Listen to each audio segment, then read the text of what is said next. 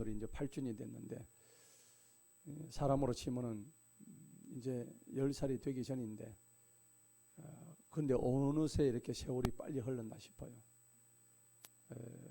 무려 한 2, 3년 전에 우리 저기 앉아 계신 우리 노병호 선교사님과 같이 그때 저쪽 큰 교회에서 뛰놀고 한 데가 엊그제 같은데, 벌써 그쪽에서 또 나와가지고 우리 선교사님은 아프리카로 가시고 저는 만덕으로 가고, 이렇게 방향이 틀려졌지만은 오늘 이렇게 다시 만나서 하나님 앞에 예배드리니까 너무 감사해요. 하나님이 주신 은혜를 우리가 잘 받아서 그 은혜를 간직하고 또 이렇게 나누게 될 때 하나님 우리에게 많은 것을 선물로 주시죠. 그 중에서 가장 큰 것이 하나님의 은혜입니다. 구원의 은혜입니다. 가장 큰 것이 우리가 구원받은 은혜에 다른 것과 견줄 수가 없어요. 저와 여러분들은 오늘 하나님의 구원받은 백성인 줄로 믿습니다. 그 구원의 선물을 받았기 때문에 우리는 다른 어떤 것과도 견줄 수 없는, 비교할 수 없는 값어치를 우리는 다 지니고 있는 거예요. 그렇기 때문에 이 주님의 교회는 이 창립 8주년이 됐다고 그러지만은 8년이 됐든 80년이 됐든 중요한 것은 하나님의 교회는 영존한다는 것입니다. 주님의 교회는, 주님의 몸된 교회는, 이 교회의 머리는 주님이 주인이시기 때문에 주님의 교회는 절대 망하는 법이 없습니다. 그게 바로 하나님의 참된 교회인 줄로 믿습니다.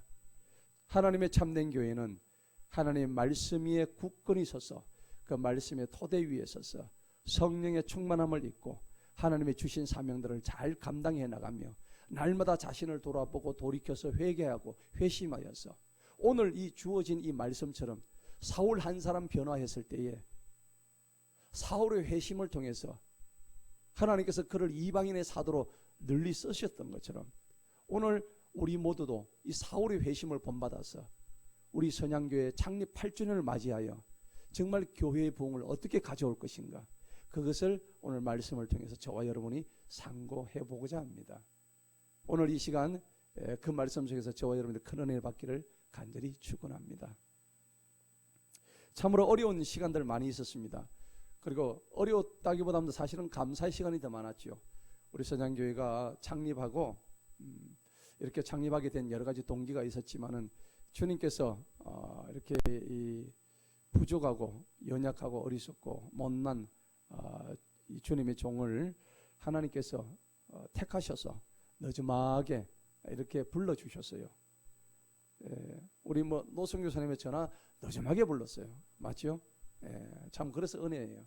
일찌감치 받았으면 아마 그렇게 크게 은혜가 되지 않았을 건데 늦음하게 그냥 쓰임받고 고물되고 퇴물되고 정말 갈 곳이 없을 정도로 진퇴양난의 그런 계곡 속에서 주님을 만나게 되었죠.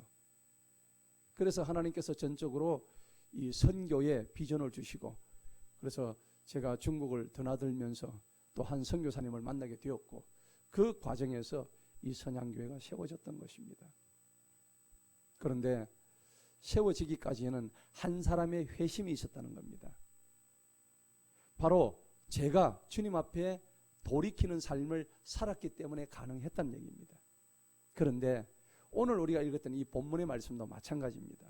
저나 사울이나 또 여기 계신 여러분들 또한 마찬가지일 겁니다. 누구든지 자신의 인격적인 하나님의 만남을 통하지 않고는 주님으로부터 그 구원을 받아낼 수가 없는 거예요. 그래서 어제 우리가 다니엘 기도회 때 또 우리가 보았지만은 아무런 연관 없는 우리 박사원 선교사님이 남편과 결혼을 해가지고 그 30대 말이죠. 독일로 유학을 보냈는데 남편이 독일로 유학을 보냈는데 하나님도 몰라요. 그런데 우연히 유학하면서 세상 학문을 공부하고 있었는데 하나님을 알게 돼가지고 그때부터 그냥 하나님을 영접해가지고 한국에 남아있는 자기 애가 편지를 써서 예수님 믿으라고 그렇게 얘기했단 말이에요. 거기서부터 고난이 시작되게 됐는데 10년 동안 떨어져 있다가 오라고 한 곳이 아프리카로 가게 된 거예요. 아무것도 없는. 가니까는 그냥 마른 빵만 그냥 먹고 계란 하나가 먹고 싶어가지고 밤새도록 싸우고. 그 어제 여러분들 간증 들어보셨잖아요. 우리는 이렇게 풍족지 잘 먹고 잘 살지만은 그 아프리카에 그 먹을 것이 없는 그런 34년 전에 그 상황을 얘기를 하는데 들어보니까 참 눈물이 나더라고요. 여러분, 그런 어려움과 고통 상황 속에서 하나님을 인격적으로 만난 그들의 결과는 어떻게 됐을까요? 아프리카 그 내륙 지방에 스와질랜드라는 나라가 있는데 그 스와질랜드에 이미 아주 우수한 아주 큰 대학교를 하나 세워가지고 지금 의과대학까지 세워서 완전히 기독교의 그 뭡니까 정신을 가지고 설립한 대학이 지금 이루어지고 있다는 거예요. 그래서 그쪽에 많은 자들을 하나님의 전으로 이끌고 있다는 그 간증을 들었을 때 여러분, 지금 비록 미미한 우리 자신의 어떤 모습이지만은 하나님이 우리를 어떻게 불러주셨을까 생각해 본다면은 사실은 기대가 돼요. 오늘 우리가 읽었던 본문의 말씀도 마찬가지입니다. 사울이라는 한 사람이 주님 앞으로 돌아왔기 때문에 그 초대교회들이 엄청나게 부흥을 할 수 있었다는 그런 내용인데, 이 사도행전 9장은 이 사도 바울이 되기 전에 자기 이름이 사울이었습니다. 사울이 얼마나 악독했던 사람이냐면 예수 믿기 전에는 예수 믿는 사람들을 잡아서 갖다 죽이고 감옥에 집어넣고 이랬던 사람이에요. 여러분, 지금은 법적으로 뭐 그렇게 안 되겠지만은 옛날에 공산당 시절 때 어떻게 했습니까? 공산당 시절에는 예수 믿는다면 자기가 그 믿는 게 노출되면 바로 총살 당하잖아요. 지금 이 사도 바울, 이 사울 시대가 바로 그랬다고요. 이 유대교가, 이 바리새인들이 얼마나 메시아를 갈망하고 있던 사람들을 갖다 멸시했는지 몰라요. 박해했는지 몰라요. 그래서 이 사울은 메시아를 갈망했던 그 신약 시대에 많은 기독교인들을 갖다 탄압하기 시작했어요. 그래서 스데반을 향해서 돌을 집어 던져가지고 스데반의 머리가 깨져가지고 피가 흐릅니다. 그래서 스데반이 지금 죽어가는 상황에서 주님, 저들을 용서하옵소서. 저들이 하는 그 행동을 지금 모르고 있습니다. 그러면서 저들을 용서해달라면서 이 스데반이 죽어가는 장면인데 사도 바울이 그 원흉이란 말이에요. 이랬던 사람이에요. 그리고 그것도 모자라가 다메섹으로 가면서 그 다메섹에 있는 예수 믿는 사람을 잡아주기 위해서 가는 도중에 예수님을 만났던 거예요. 그 다메섹에 올라가는 그 도상에서 주님이 나타나신 거예요. 그런데 성경에 보면 햇빛보다 더 찬란한 큰 빛이 그에게 다가왔다 그랬어요. 여러분, 예수님은요, 이 세상에 지금 가장 밝다고는 태양하고는 비교될 수 없는 아주 큰 빛입니다. 그 빛으로 오신 예수님이에요. 사울이 눈부셔가지고 볼 수가 없는 거예요. 순간적으로 눈이 멀게 되었습니다. 완전히 눈이 멀어버렸죠. 봉사가 된 거예요. 그런 상황에서 사울아, 사울아, 네가 나를 왜 핍박하느냐 라는 예수님의 말씀을 듣게 된 거예요. 당신은 누구십니까? 그렇게 얘기했을 때 하나님께서는 그 사울에게 하나님의 영을 부어주신 거예요. 너는 이제 나에게로 돌이켜라. 너는 네 삶을 정리하고 나에게로 돌아와라. 그리고 이제는 너는 내가 쓰는 종으로 이제부터 일을 할 수 있게끔 자신을 돌아봐라 라고 말씀을 주신 거예요. 여러분 삶에 이 오늘 사울처럼 나는 도저히 이렇게 하나님 앞에서 쓰임 받을 수 없는 사람인데 어떻게 이렇게 내가 쓰임 받을 수 있었을까 라는 생각을 한번 해보시기 바랍니다. 아니야, 나는 하나님께서 쓰시지 않을 거야, 쓰임 받는 사람이 되지 못할 거야 라고 절대 포기하지 마시기 바랍니다. 오히려 사울은 사람들을 박해하고 죽이기까지 했던 사람이에요. 그럼에도 불구하고 하나님께서 이 사울을 들어주셔가지고 하나님이 쓰시는 이방 전도의 가장 핵심적인 인물로, 성경에서 가장 유명한 인물로, 가장 크게 쓰시는 하나님의 일꾼으로 하나님이 삼으셨다는 것을 우리가 기억해야 됩니다. 그래서 이 사울은 아나니아라는 사람부터 안수를 받고 이래가지고 눈에서 비늘이 떨어짐으로 인해가지고 드디어 눈을 보게 된 거예요. 그리고 그때 자신의 모든 삶이 정리가 되고 지나간 모든 잘못했던 악독했던 그의 삶들이 완전히 회개가 되고 주님 앞으로 돌이키는 삶을 살게 되었던 것입니다. 여러분, 이 사울의 얘기는 사도행전에 너무나 자세히 나타나 있어요. 그래서 저와 여러분들이 사도행전을 자꾸 읽음으로 인해 가지고 우리가 선교의 마인드를 가지게 되고, 또 하나님께서는 이러한 자들을 어떻게 쓰시는가를 갖다 우리가 다시 한번 도전받게 되는 거예요. 그러니까 여러분과 제가 사도행전 신약 성경을 많이 읽어야 돼요. 그래서 사울처럼 변화받아서 구원받고 끝내는 하나님의 나라의 확장을 위해서 귀하게 쓰임받는 일꾼 되시기를 간절히 축원합니다. 그런 일꾼 되셔야 되는 거예요. 자, 우리 오늘 본문 말씀 보니까는 한번 보시기 바랍니다. 23절을 보십시다. 말씀을 띄워주세요. 23절입니다. 그 후 여러 날들이 지나서 유대인들이 그를 죽이기로 모의했다고 했습니다. 예, 23절. 예. 여러 날들이 지나서 유대인들이 이제 그를 죽이기로 했어요. 사울을 죽이기로 했단 말입니다. 24절에 보니까 그들이 매복하여 있는 것이 사울에게 알려졌습니다. 이제 이 사울이 옛날에 하나님을 예수님을 대적했던 그 세력들을 갖다가 그 세력들이 다시 배반을 했기 때문에 예수님을 다시 한번 배반했기 때문에 그래서 그들을 잡아 죽이려고 하나님께서 그 사람들을 보내주셨단 말이에요. 그런데 오늘 하나님이 사울에게 자신이 매복해 있다는 것을 알려주시는 거예요. 그래서 그들이 그를 죽이려고 밤낮으로 성문들을 지켰다 했습니다. 그때 제자들이 밤에 그를 데려다가 광주리 속에 담아 성벽으로 달아내렸더라 했습니다. 하나님은 하나님의 사람을 이렇게 보호하고 계신다는 것을 우리가 알아야 됩니다.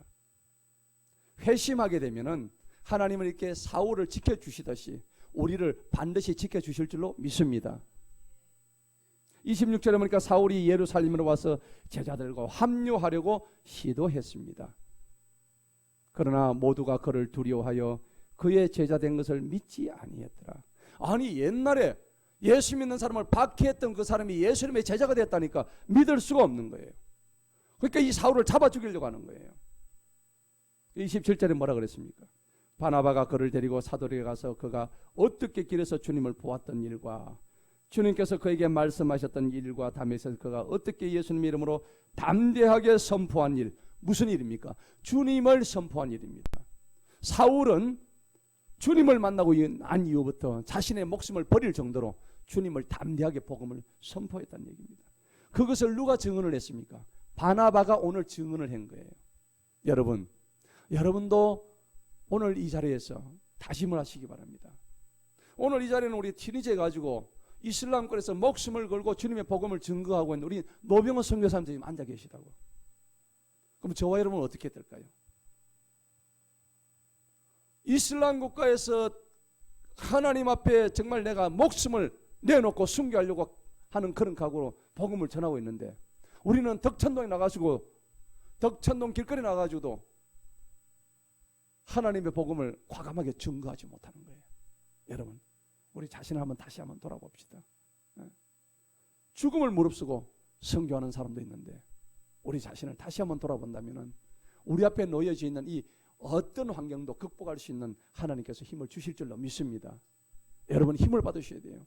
오늘 이 사울이 받았던 그 능력을 우리도 받아야 되는 거예요. 왜? 사울은 이미 하나님의 사람이 되어서 변화했기 때문입니다. 사울의 회심을 통해서 우리는 그것을 알아야 되는 거예요. 28절에 보니까 사울이 예루살렘을 드나들면서 그들과 함께하여 그가 주 예수님의 이름으로 담대하게 말하고 그리스파 유대인들과 논쟁하니 그들이 그를 죽이려고 했다. 이제 사도 이 바울이 배반자가 된 거예요. 배신자가 되어가지고 저들에게 죽임을 당할 위험에 처해져 있다는 겁니다. 그때 30절에 보니까 형제들이 이 사실을 알고 그를 가이사랴로 데리고 가서 다소로 보내었더라. 누가 하셨어요? 하나님이 하셨습니다. 그곳에서 결코 죽지 않게 하셨다는 거예요. 하나님의 복음을 전하는 사람들은 죽음을 불사합니다. 순교하는 각오로 주님 앞에 달려갑니다. 제가 중국에 가서 선교하고 있는 그 현장에서 선교사님의 얘기를 들었더니, 제가 전에도 얘기했지만은 중국의 공안들이 이 선교사님 잡으러 오는 거예요. 막 맨발로 옥수수밭을 지나가는데 그 가을에 옥수수밭을 다 베고 나니까 어떻게 돼요? 뾰족뾰족하잖아요. 발바닥이 어떻게 돼요? 피가 막 납니다. 발이 터집니다. 그런데 잡히면 안 되잖아요. 가다 보니까 막다른 골목에 아무것도 없어. 피할 수가 없는 거예요. 그 공안들이 총을 들고 온 거예요. 어떻게 될까요? 잡히면 가는 거죠. 기도했습니다. 하나님 지켜주십시오. 그런데 공안들이 와가지고 이 선교사님 앞을 갖다 두리번거리고 있는, 요 앞에 있는데 지금 어디 갔지 하면서 자기 눈앞에 있는데도 하나님께서 뭘 막아주셨어요? 눈을 가려주셨습니다. 그 장면을 우리가 볼 때에 하나님께서 일하심을 우리가 알게 되는 겁니다. 하나님은 하나님이 일을 하는 그 선교사님을 저들의 눈을 막음으로 인해 가지고 하나님의 선교의 사역을 하게 하신 거예요. 하나님은 살아계십니다. 하나님은 살아계십니다. 우리 하나님은 위대하신 분입니다. 여러분, 선교 현장 가면 그런 일들을 많이 겪을 수가 있습니다. 그래서 이번에 우리도 선교의 도전을 받는 그런 교회가 되기를 바랍니다. 우리 교회는 선양교회입니다. 선교하고 양육하는 교회입니다. 따라합시다. 선교하고 양육하는 교회. 그게 선양교회입니다. 우리 교회가 선교하고 또 하나님의 귀한 일꾼으로 양육하는 교회란 얘기입니다. 우리 교회의 설립 목적은 정확합니다. 분명합니다. 그 일들을 위해서 이 교회가 세워졌다는 얘기입니다. 그런데 오늘 바울이 된 것처럼 하나님의 일꾼으로 변화되기 위해서는 제일 중요한 게 뭐였냐면 회심이었습니다. 돌아오라 돌아오라 내 백성이여, 너의 삶을 지나간 삶을 돌이키라고 하는 거였습니다. 자, 그런 일이 있을 때 31절 보시기 바랍니다. 보니까는 그때 온 유대와 갈릴리와 사마리아에 남아있는 교회들이 쉼을 얻고 든든히 세워져 갔으며 주님을 두려워함과 성령님의 위로 안에서 행하여 더하여 늘어갔더라. 수가 늘어져 간 거예요. 사울 한 사람이 유대교에서 기독교로 개종함으로 인해 가지고 전도자가 되고 그의 열정을 통해서 그가 그렇게 선동해 가지고 많은 교회들을 핍박했는데 한 사람이 회심함으로 인해서 그 교회들이, 수많은 교회들이 잠잠하게 됐다는 거예요. 여러분, 오늘날 현대교회들은 어떤 위기에 처해져 있을까요? 오늘 많은 교회들이, 주님의 교회들이 있지만은 지금 덜 쑤셔놓은 것처럼 교회의 내분이 일어나고 또 교회 내에서 이단들이 득세하고 있고 또 교회들이 자꾸 짜갈려 가는 거예요. 교회 내에서 뭔가 분열이 일어나요. 하나님이 마지막 때 부흥을 주셨음에도 불구하고 그 부흥의 역사를 받아 누리지는 못하는 거예요. 그런데 오늘 이 사도행전 9장에서 말씀하시는 교회의 부흥은 어떻게 일어나느냐? 다른 게 아무것도 없습니다. 사울 한 사람의 회심 때문에 모든 교회 안에 부흥이 일어나고 모든 문제들이 잠재워졌다는 것입니다. 여러분, 저와 여러분들은 교회의 부흥을 위해서 날마다 기도하지 않습니까? 정작 기도는 하는데 무엇을 우리가 어떻게 기도해야 될지는 정확하게 알지는 못하는 것 같아요. 그런데 오늘 성경은 우리에게 답을 주고 있습니다. 사울 한 사람이 회심했더니 교회들이 부흥하고 수가 늘어져 갔더라는 우리에게 정답을 주고 있다는 사실을 분명히 기억하시기 바랍니다. 그 사울이 누가 되어야 되냐? 바로 내 자신이 되는 거예요. 오늘 우리 교회 창립 8주년을 맞이했을 때에 여러분, 우리가 전부 다 교회를 위해서 기도하잖아요. 부흥하게 달라고. 무엇을 위한 부흥일까요? 교회가 숫자만 많아지면 좋을까요? 그거는 수만 불리는 그런 양적인 성장밖에 되지 않죠. 우리는 이 교회 안에서 우리에게 주어진 이 숫자들을 통해서 더 많은 일꾼들이 하나님의 일을 하게 해달라고 기도하면서 양적으로 질적으로 부흥해달라고 그렇게 기도해야 되는 거예요. 오늘 사울 한 사람이 유대교에서 기독교로 개종함으로써 전도자가 되고 그의 열정적인 전도로 말미암아서 수많은 교회들이 평안해지고 그 박해가 이제 끊어지고 던던히 써가고 부흥이 됐다는 것입니다. 여러분, 그래서 사울 때문에 그 모든 사울이 곧 축복의 통로가 되어가지고 쓰임 받음으로 인해 가지고 그 놀라운 기적들이 초대교회에 일어났던 사실을 알 때에 저와 여러분들이 오늘 그 주인공이 되는, 사울과 같은 주인공이 되는 축복을 받으시기를 축원합니다. 자, 오늘 우리 본문 말씀 중에 가장 중요한 31절을 보시기 바랍니다. 그때 온 유대와 갈릴리와 사마리아에 남아있는 교회들이 쉼을 얻고, 오늘 이 31절에서 우리가 중요한 포인트가 3개가 있습니다. 어떤 게 있느냐? 쉼을 얻는다는 것입니다. 이 쉼은 평안해진다 하는 것입니다. 여러분, 하나님께서 우리에게 역사하실 때는 첫째는 쉼을 주십니다. 우리 마음이 평안해진다는 것입니다. 이 평안이라는 것은 평화스러워진다, 화평이 온다, 교회 내에 번영이 온다, 평강이 온다는 겁니다. 사울이 개종함으로 인해 가지고 변화가 되고 선동자가 없어지니까 모든 교회들이 평안해진 거예요. 예수님은 우리에게 평안을 주려고 오셨습니다. 예수님 이 땅에 왜 오셨습니까? 우리를 불하게 했습니까? 우리에게 평안 주시기 오셨습니다. 요한복음 14장 27절입니다. 말씀을 보시겠습니다. 요한복음 14장 27절. 예, 한번 읽어보겠습니다. 내가 너희에게 평안을 남기노니 곧 내가 나의 평안을 너희에게 주노라. 내가 너희에게 주는 평안은 세상에 주는 것과 같이 아니하나니 너희는 마음에 근심하지 말고 두려워하지도 말라. 아멘. 내가 너희에게 평안을 남긴다 했습니다. 예수님께서 하신 말씀이에요. 예수님 우리에게 평안 주시려고 오신 거예요. 그리고 주님이 주시는 이 평안을 우리가 받아야 되는 거예요. 그리고 오늘 뭐라고 했습니까? 내가 너희에게 주는 평안은 세상에 주는 평안하고는 같지가 않다. 여러분, 돈을 많이 벌면 평안이 올 것 같지요? 그럼 돈 많은 사람이 제일 평안해야 되는데 오히려 돈이 많은 사람들 보면 욕심을 더 내요. 그리고 그들은 나중에 탐욕을 부리다 결국은 어디로 들어갑니까? 감옥에 들어가는 거예요.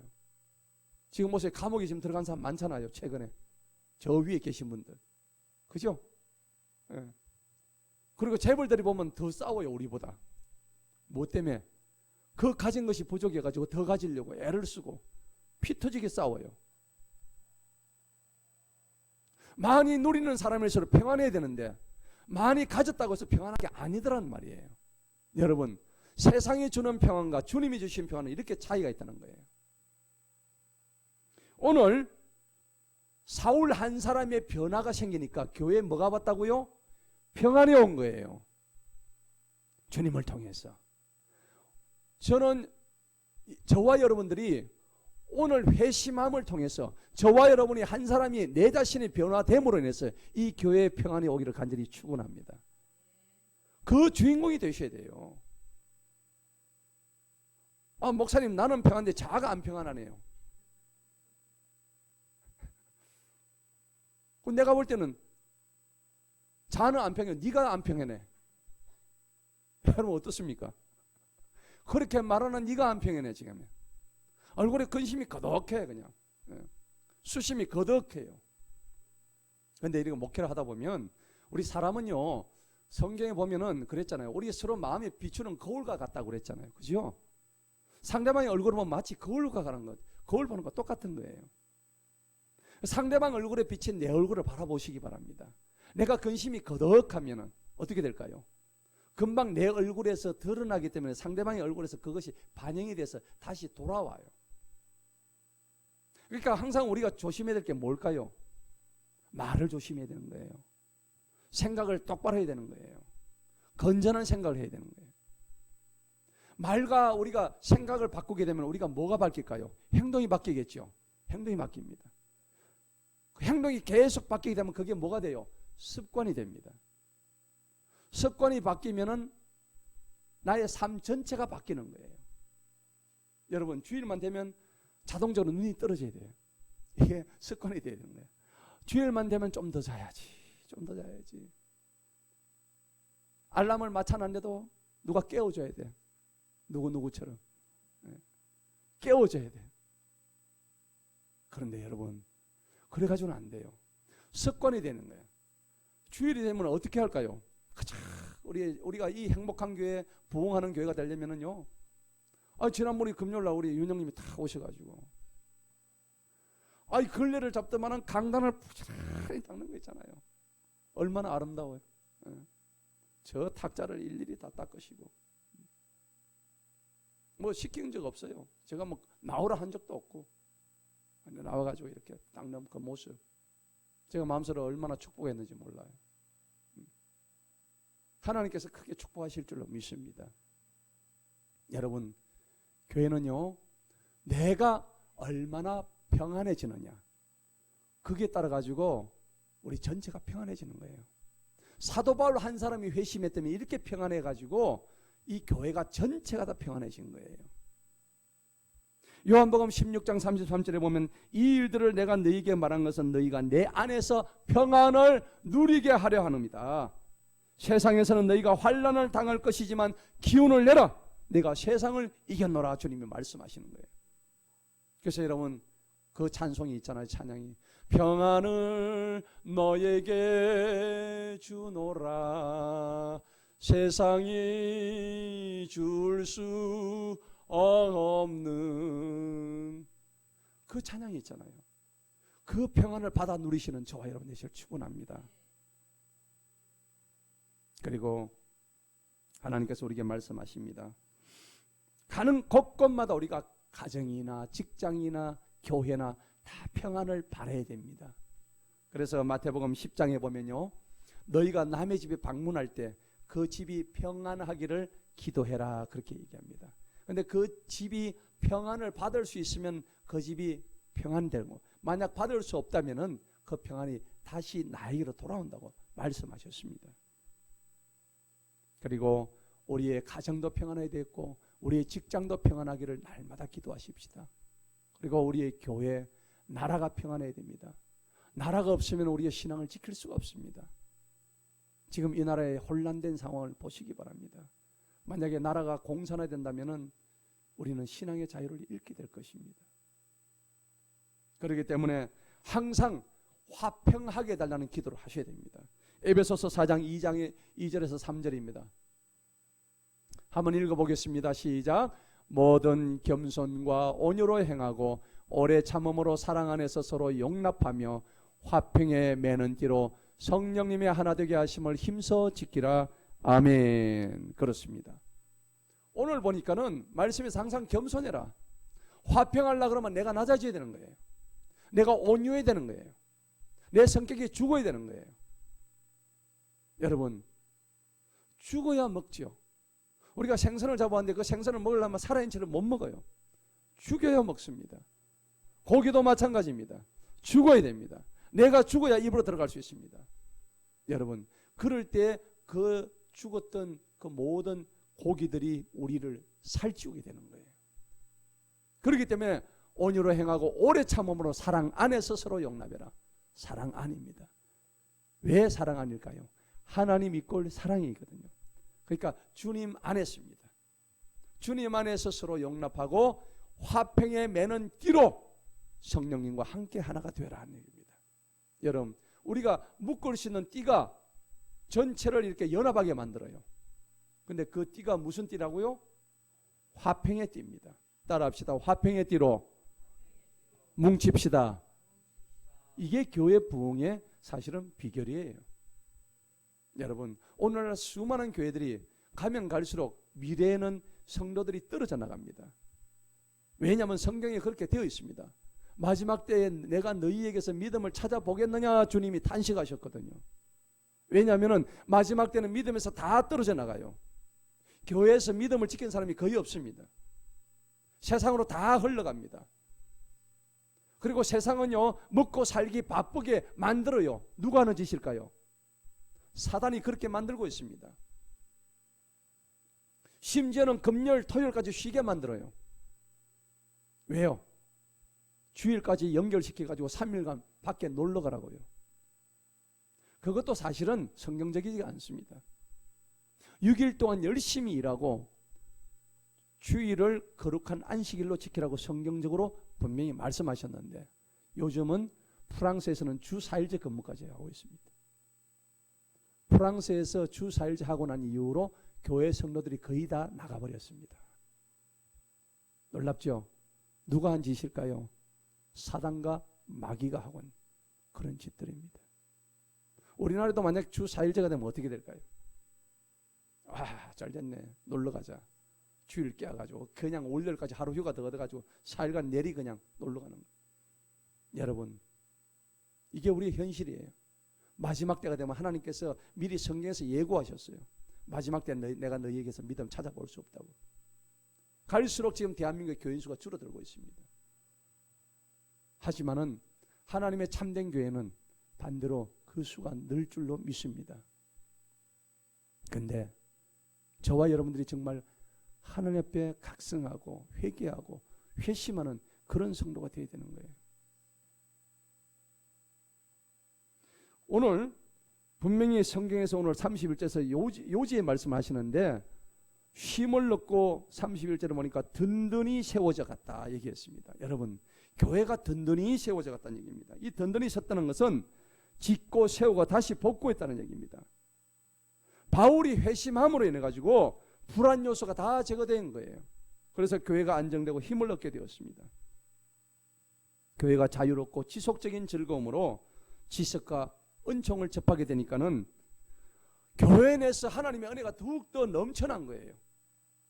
여러분, 교회는요 오직 하나님의 말씀으로 부흥해야 됩니다. 그리고 든든히 서가야 됩니다.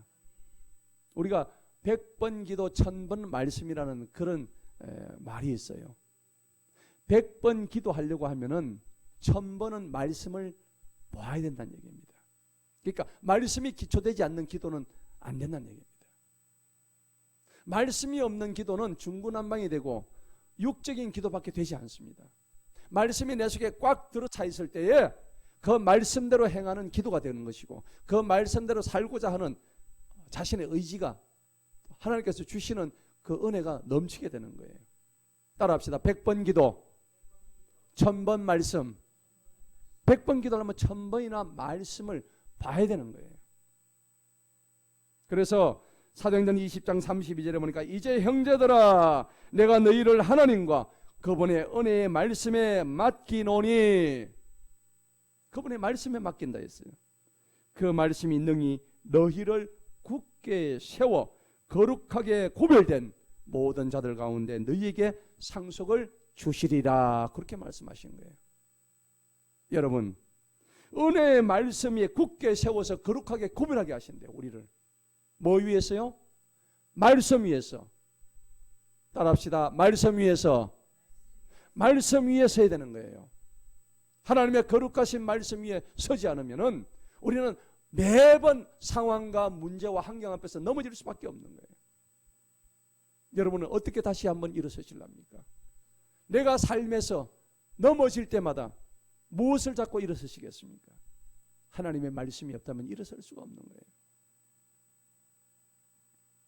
우리가 지난주에 봤지만 사도행전 42절에 보니까 그들이 사도들의 교리와 교제와 빵을 떼는 것과 기도드리기에 흔들림 없이 꾸준히 서 갔더라. 사도들의 교리입니다. 우리가 날마다 교리 공부를 해야 되는 거예요. 하나님이 주신 교리를 모르게 되면은 위험이 닥쳐왔을 때에, 혼란이 닥쳐왔을 때에, 유혹이 다가오면은 그 유혹을 이길 수가 없는 거예요. 하나님 말씀이 내 속에 든든한 무장된 갑옷으로 딱 있을 때에 어떤 유혹이 와도 그것을 막아낼 수 있는 거예요. 죄와는 피 흘리기까지 싸우라 그랬거든. 그리고 이제 마지막입니다. 보니까는 주님을 31절 보니까 주님을 두려워함과 성령님의 위로 안에서 행하여 더하여 늘어갔더라. 여러분, 주님을 두려워한다, 주님을 경외한다, 같은 말입니다. 여러분, 우리가 두려워해야 될 것은 사단이 아닙니다. 귀신이 아닙니다. 우리는 오직 주님을 두려워함으로써 주님을 공경할 수가 있습니다. 그래서 오늘 이 사울 자신이 주님 누구십니까? 다메섹 도상에서 하나님께서 그 자신을 나타내실 때, 강렬한 빛으로 나타내실 때 당신은 도대체 누구십니까? 너무나 두려운 거예요. 그 두려움으로 주님의 이름을 불렀던 거예요. 사울은. 여러분, 개인이나 가정이나 교회나 이 민족이나 이 나라 모두가 하나님을 향한 경외심과 두려움이 있어야 되는 거예요.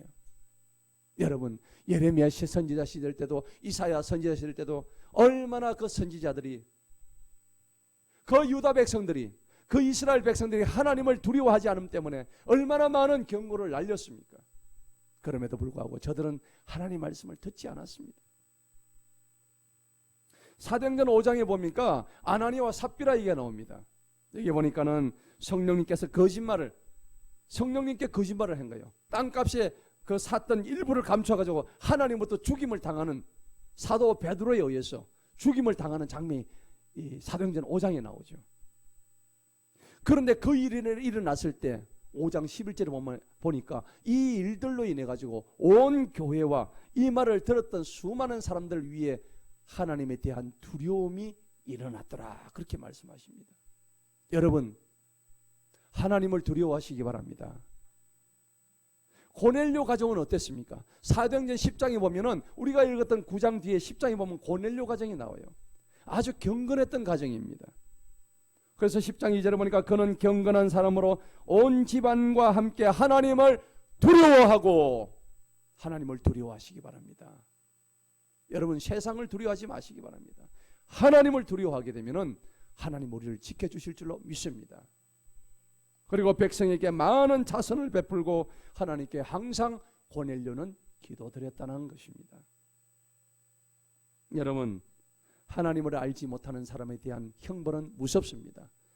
데살로니가후서 1장 8절에서 9절을 보시겠습니다. 다 같이 한번 읽어보겠습니다.